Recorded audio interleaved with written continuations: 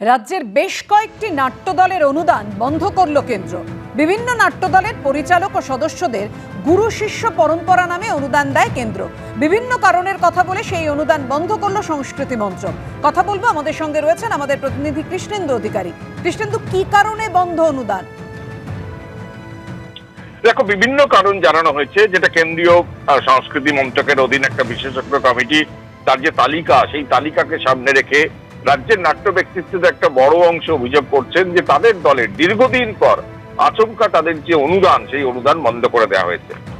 এই যে গুরু শিষ্য যে পরম্পরা নামে যে অনুদান দেওয়া হতো কেন্দ্রীয় সরকারের তরফ থেকে, তারা গুরু তিনি 10,000 টাকা পেতেন এবং শিষ্যরা 6,000 টাকা পেতেন। প্রত্যেক নাট্য দলের এই অনুদান দেওয়া হতো এবং সেখানে 25 জন করে ম্যাক্সিমাম পেতেন। কিন্তু আচমকা দেখা গেছে দেবেশ চট্টোপাধ্যায় কিংবা মেঘনাদ ভট্টাচার্যের মতো নাট্য ব্যক্তিত্বদের দল, তারা এই অনুদান পাওয়া বন্ধ হয়ে গেছে এবার।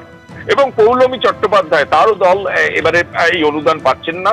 প্রচুর দল এই অনুদান থেকে এবার বঞ্চিত হচ্ছেন এবং সরাসরি নাট্য ব্যক্তিত্বদের একাংশ প্রশ্ন তুলছেন যে তাহলে কি মোদী সরকারের পক্ষে না বলার জন্যই তাদের এই কোপ পড়তে চলেছে?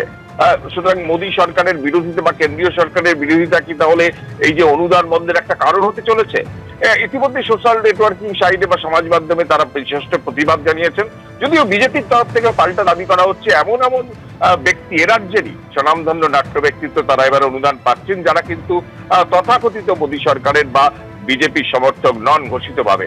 স্বাভাবিকভাবে এই অভিযোগ মানতে বিজেপি নারাজ, কিন্তু যেভাবে দীর্ঘদিন পর, কেউ প্রায় কোথাও 15 বছর পর, কোথাও 9 বছর পর, কোথাও 8 বছর পর এক একটি দল যারা অনুদান পেতেন, তাদের আচমকা কয়েকটি দলকে বেছে বেছে তাদের বিভিন্ন কারণ দেখিয়ে তাদের যেভাবে অনুদান বন্ধ করে দেওয়া হয়েছে, তাতে নাট্য যারা ব্যক্তিত্ব তারা রীতিমতো সরব এবং তারা অভিযোগ করছেন প্রকাশ্যে কেন্দ্রীয় সরকারের তারা বন্দনা না করার জন্য এই অভিঘাত নেমে এসছে। এটা নিয়ে বিতর্ক তৈরি হয়েছে, যদিও বিজেপি বক্তব্য মানতে নারাজ হচ্ছে।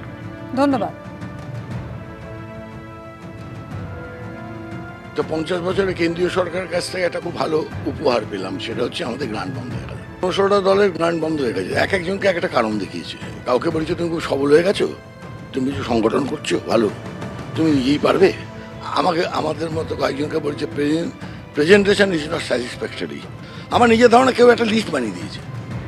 অবশ্যই মানে এ বেছে বেছে করেছে আর কি, এবং বেছে বেছে করার মধ্যে দেখা যাচ্ছে যে ওই পছন্দ হয়নি এমন দল, অর্থাৎ সে যে পার্টি যে তার রাজনীতির সঙ্গে আমার রাজনীতি ও মনে করছে মিলছে না, এইসব মনে করে সব বেছে বেছে কিছু দলকে পাঠিয়েছে বিজেপি সরকার। তারা মনে করেন যে যারা তাদের বিরুদ্ধে কথা বলবেন তাদের স্বর এইভাবে রুদ্ধ করবেন, তাদের গ্রান্ট বন্ধ করে, তারা ভুল করছেন। লোকসভা ভোটের প্রাক্কালে যখন সোনার পাখি ফিরে এসো বা এরকম একটা নাম দিয়ে একটা প্রচারের জন্য একটা নাটক নির্মাণ করা হয়েছিল এবং সেটা ন্যাশনাল স্কুল অফ ড্রামা থেকে বলা হয়েছিল যে এটা করার জন্য। তো সেখানে আমার অবশ্যই আপত্তি ছিল এবং সেটি করিনি। আমরা বুঝতে পেরেছিলাম যে কোথাও আমাদের এই একটা গ্রান্ট বন্ধ করে দেওয়ার একটা চেষ্টা চলছে। এটাও তারা বলেছেন যে আমি নাকি ব্যক্তিগতভাবে কর্পোরেট ফান্ডিং নিয়ে কাজ করি। সংস্কৃতি কোনোদিন কর্পোরেট ফান্ডিং নিয়ে কাজ করে না। ভুল বার্তা ছড়াবার চেষ্টা হচ্ছে।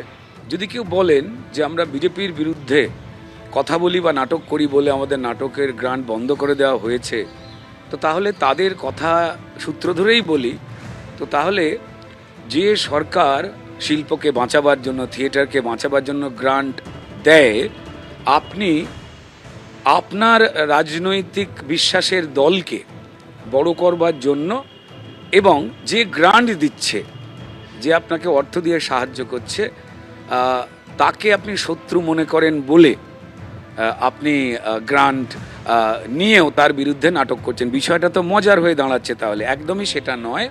গোবরডাঙ্গার দিকের কোন একটি দল, সে থিয়েটার হল নির্মাণের জন্য গ্রান্ট পেয়েছিল প্রায় 50 লক্ষ টাকার কাছাকাছি, এবং তারা সেই হলটিকে বিভিন্ন প্রফেশনাল কাজে, বিয়েবাড়ি, অন্নপ্রাশন ইত্যাদি প্রভৃতিতে ভাড়া দেয়, এবং সেই কারণেই কিন্তু গ্রান্টটা বন্ধ হয়েছে। রুদ্রপ্রসাদ সেনগুপ্ত বলুন বা শ্রদ্ধেয় প্রবাদ প্রতিম বিভাস চক্রবর্তী বলুন, তাঁদের তো গ্রান্ট বন্ধ হয়নি, তারা সরাসরি বামপন্থী।